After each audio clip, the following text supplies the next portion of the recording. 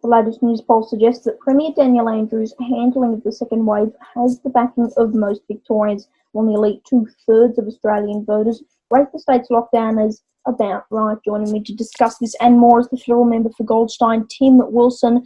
Tim, thanks for your time. I've got to ask, what do you make of this new poll suggesting that most Victorians do support the Premier?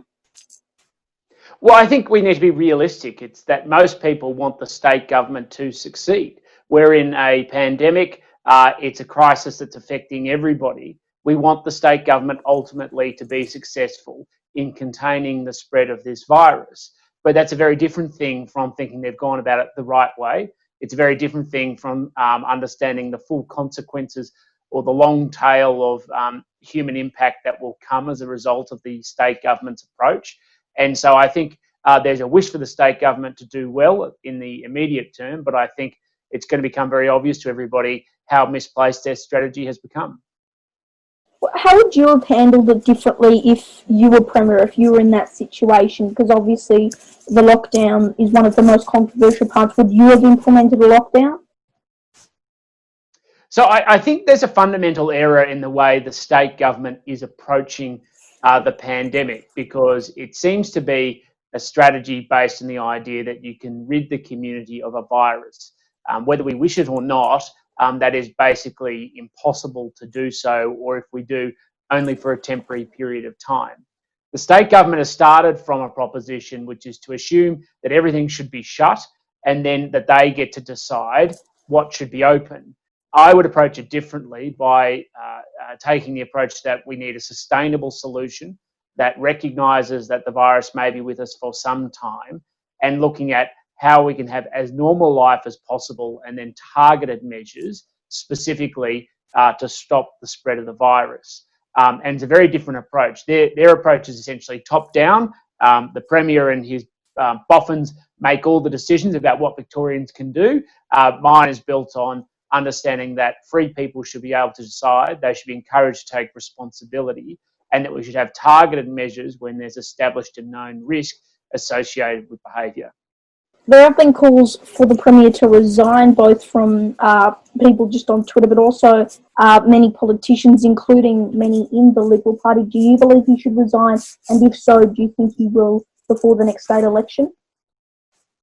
It hasn't been a focus of mine on that level. My focus has been on the policy issues that we confront.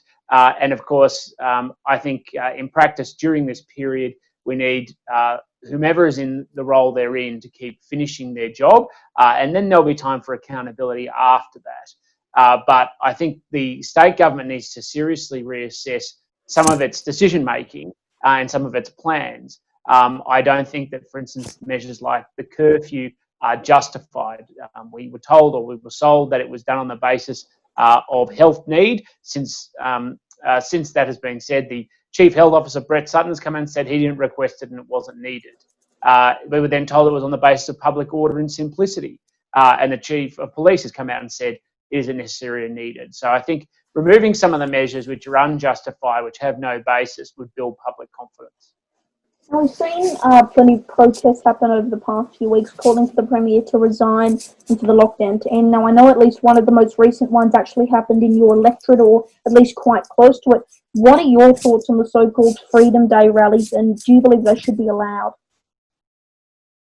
Well, I don't think it did occur in my electorate, but I may be wrong. My view is that people should obey the law, even if we disagree with the law. That's why my focus has been on whether the law is right, rather than specific, specific actions around an individual. And I think there is a serious need to make sure that the law is right, and people are able to debate that without having to put the rest of the community at risk.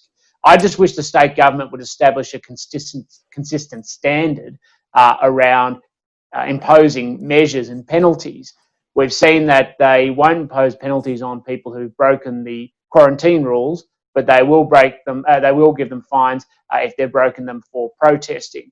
They weren't prepared to issue fines or put in place proper enforcement measures associated with the Black Lives Matters protesters, because it was a cause that they no doubt supported. But when it came to criticism and protests against the state government, people were issued with fines. That's wrong. not because of who benefits or who loses, but because nothing will corrode public confidence more than having an unequal application of the law favouring the Premier's mates over the rest of the community.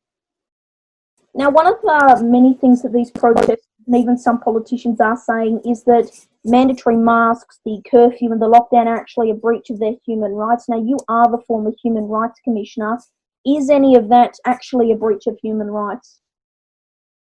Well, I think some measures are and some measures are not. I don't believe that wearing masks in light of the known risk and the efficacy they can have is a human rights abuse. The reality is there's the test about whether you can impose measures which limit somebody's rights is normally on the basis that it's reasonable, proportionate, necessary, and there's no alternative option. And I think that with face masks, they're basically justified. And people who argue that there's some kind of human rights abuse, I think it's a bit odd, because we don't take the same attitude to saying people have to wear clothing in a public square on the basis of public decency. Whereas things like the curfew, because they've been sold to us on a deception, they've been outlined that they're not necessary, they're not reasonable because they have no health impact or benefit, they're contestable in the law, and I think they have some serious human rights questions, which is why I've written to the Victorian Human Rights and Equal Opportunity Commission, asked them, well, what do you think? Because it fails to meet the test. And we've had the Chief Health Officer and the Victoria Police Chief now say it's not need on health or public order grounds. Are you worried that the people who aren't actually following the rules and protesting, do you believe that might lead to more cases and further outbreaks? Of course, I'm concerned that if people aren't following the rules, it could lead to further outbreaks. I think, and this goes back to your first question about why there's seemingly high support for the state government, people want these measures to end. And anybody who's putting their own personal interest ahead of the community interest in the spread of the virus is putting everybody at risk, and we need to be mindful of that. But we also need to be realistic. There are countries where they have seemingly eradicated the virus, and it's just come back when we've had a leakage. They've had a leakage in their international borders. There are many countries now where the virus is quite widespread, and that means that there's a much higher antibody levels than we have in Australia. So unless we get a vaccine, we're going to have to find a sustainable pathway to live with this new reality until either we get a vaccine or we develop as a population antibodies to protect ourselves so that it's no longer a serious health risk. So we've seen cases drop quite considerably since the second lockdown actually came into effect. Is this a sign that the Premier's plan is actually working? Well, I think if you lock everybody in your home, you're going to stop spreads of lots of things. If you lock everybody in your home, you are going to see other types of viruses stopping, but it's not a sustainable approach. You can't go into lockdown every time you have some sort of outbreak of the flu or COVID-19 or some other virus that is often common within the community.